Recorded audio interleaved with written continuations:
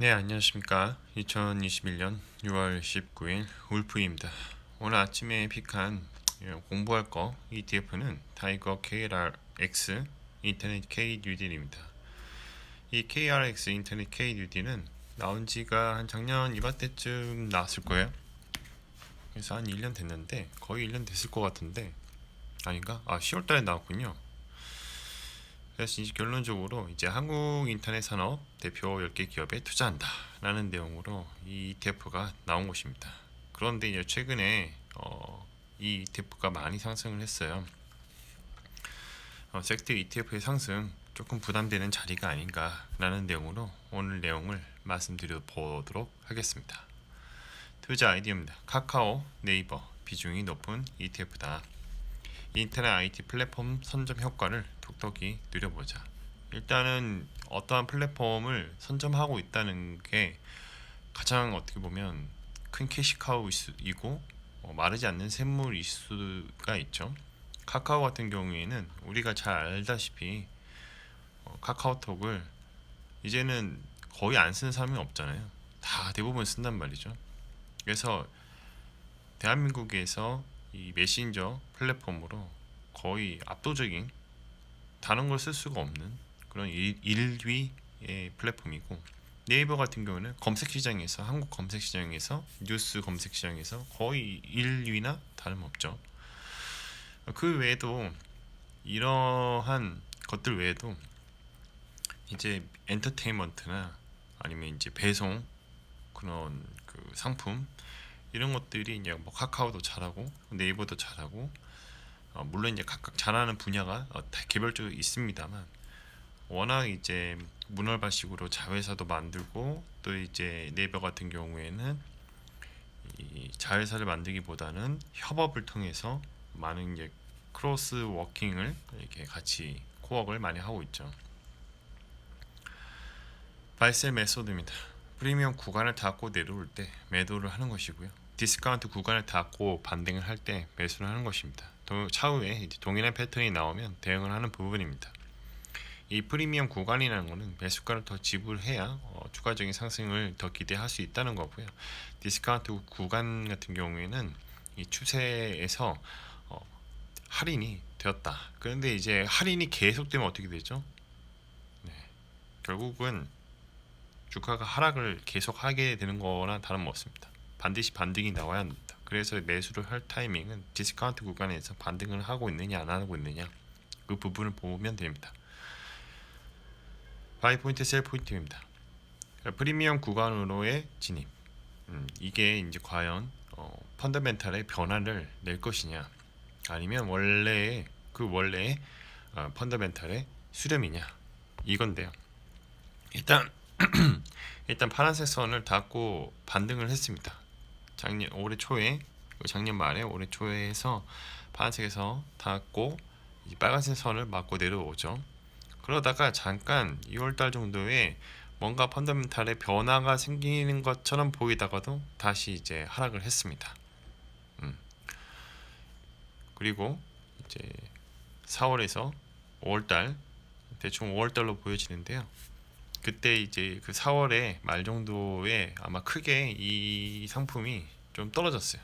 그러니까 디스카운트, 파란색 위에 있는 파란색 선을 말하는 겁니다. 이 파란색 선에서 뚫고 내려왔죠. 그러면 일단은 손절하고 관망을 하는 것입니다. 어느 특정 구간에서 다시 반등을 줄 거예요. 이제 반등을 하에 왔죠. 이때 다시 매수를 하는 것입니다. 30선을 뚫고 최근에는 가파르게 상승을 하면서 이 빨간색, 두 번째 빨간색이 아닌 첫 번째 빨간선에서 현재의 주가가 있는 것입니다.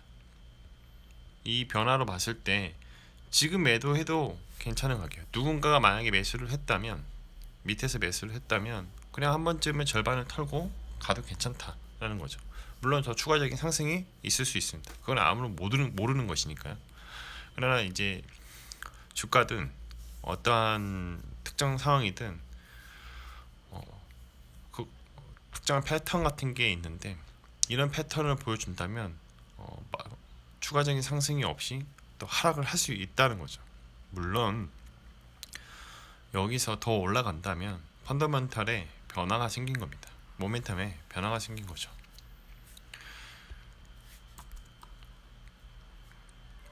이 ETF 같은 경우에는 설정 이후에 큰 흐름에서 우상향을 보여주고 있습니다.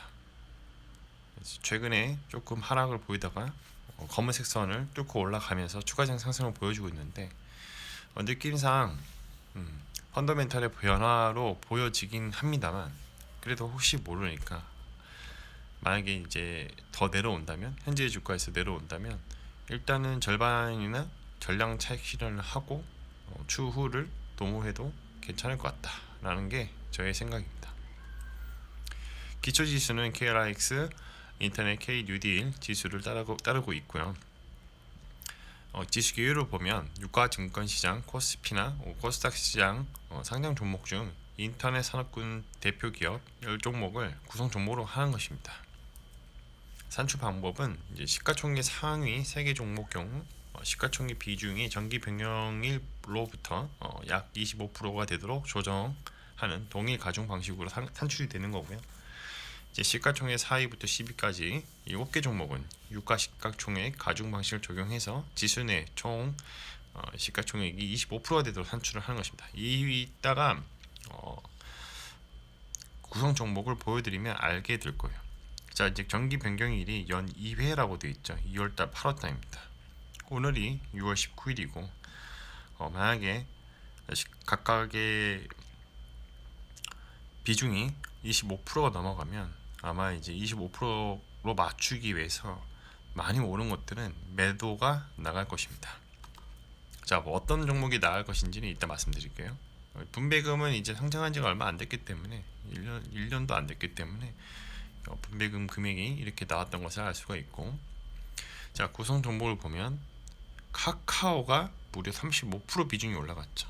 그럼 25% 맞추기 위해서 덜어낼 거라고 전 생각을 합니다. 지금 당장은 아니고 정기 변경일인 8월 선물 옵션 만기일에 그때 아마 종가로 아니면 그 전에 매수 매도가 이루어질 것이다. 그 다음이 네이버고요. 그 다음이 도전 비지온입니다. 비중을 맞추기 위해서 도전 비지온을 더 살 수 있을 수도 있죠. 네이버가 만약에 25%로 딱 맞춰진다면 사지도 않고 팔지도 않을 것입니다. 이 비중을 맞출 것입니다. 하여튼 최근에 카카오가 오르면서 이 ETF 상품의 가격도 역시 적용이 되었다. 나머지 종목을 보면 KMW가 있고요. 아프리카TV, NHN 한국 사이버결제, 에이스테이크, 서진시스템, 안넷, 알서포트 순으로 이렇게 구성되어 있습니다. 1위부터 3위까지가 이 ETF의 가격을 거의 견인한다고 보시면 됩니다. 저희 코멘트는 카카오와 네이버에 대한 가격이 부담이 된다면 대체 투자도 ETF로도 괜찮다라는 부분이고요. 그러나 이제 최근에 급상승이 좀 부담이 될 수 있으니 역시 분할 적립식이 마음이 편할 수도 있다. 그러니까 만약에 이번 달에 이 ETF를 한 10만원치 샀다. 그러나 다음 달에 10만원치 사고요. 이렇게 일정하게 꾸준히 모아가는 방식이 더 좋다는 거죠. 카카오는 자회사 상장 이슈가 앞으로도 더 많이 남아있고 더 추가적인 상승이 가능한 부분이고, 네이버 같은 경우에는 이제 쿠팡의 반대 사이드로 주목을 받고 있고, 또 이제 미디어 엔터에도 많은 영향을 끼치고 있는 회사입니다. 이 두 개의 성장성을 봤을 때 이 두 회사가 앞으로도 더 크게 성장할 가능성이 충분히 보인다는 거죠. 마무리하겠습니다. 가격은 어떻게 결정되는가? 수요와 공급의 법칙을 따르는 거고요. 주가는 펀더멘털 따라서 이동하는 과정 중에 어떤 이슈를 맞이했을 때 되게 굉장히 긍정적인 이슈를 맞이했다. 그러면 리얼 옵션의 가치가 반영이 시작이 되는 겁니다. 주가는 계단식으로 상승하게 되고 경우에 따라 가속화가 발생하는데, 주가가 최대치일 때, 즉 리얼 옵션의 가치가 최대치일 때 가격이 바뀌었으므로 사람들의 생각이 바뀌게 될 것입니다. 누군가는 매도할 것이고 누군가는 매수할 것입니다. 그러다가 시간이 지나면 주가의 흐름은 원래의 펀더멘털로 수렴하게 되는데 이를 리얼 옵션 만기라고 합니다. 전제 조건은 모든 가격은 시간에 종속되어 있으며 이 세상에는 영원한 것은 없습니다. 역사는 반복됩니다. 또한 절대 시장을 이기려고 하지 말자. 미스터 마켓은 항상 옳다는 생각을 가지자입니다. 오늘은 타이거 KRX 인터넷 K-뉴딜에 대해서 말씀을 드려봤고요. 한국의 인터넷 산업을 대표하는 10개 기업에 투자한다라는 펀드 목적이 드러나 있는 것을 한번 설명해 드려봤고요. 섹터 ETF의 상승, 지금의 가격의 상승은 조금 부담되는 자리가 아닌가라는 내용으로 오늘 내용을 설명해 보았습니다. 컨텐츠가 좋았다면 구독과 좋아요, 알람 설정 부탁드립니다. 오늘도 들어주셔서 감사합니다.